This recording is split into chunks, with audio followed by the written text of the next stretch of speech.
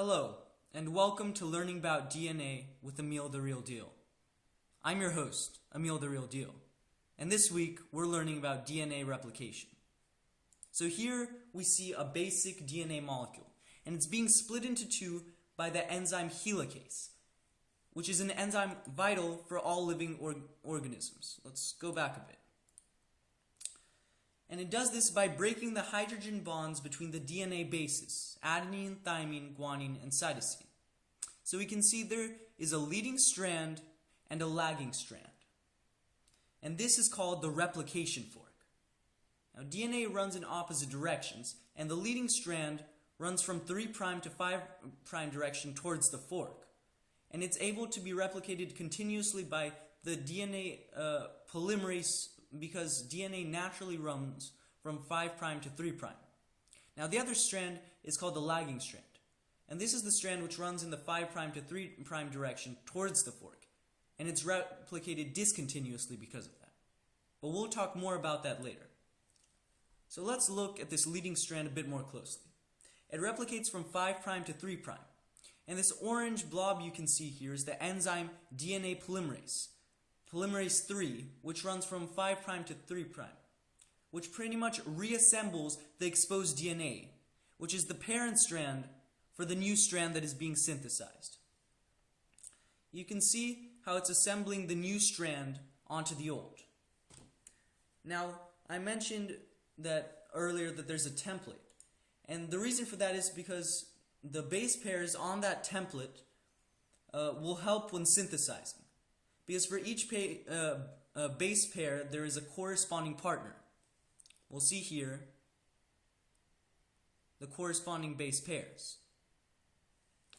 Here's thymine and adenine, and guanine and cytosine. So you can see that the corresponding bases are being synthesized onto the template strand. Fascinating stuff. Now let's move on to the lagging strand.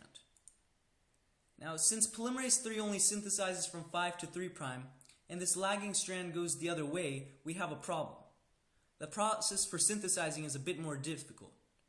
So here, this blob called RNA primase, another enzyme, synthesizes a primer, this red stuff you can see here, on top of the parent strand, which now allows for the use of DNA polymerase 3. There's that big brown friend, polymerase 3.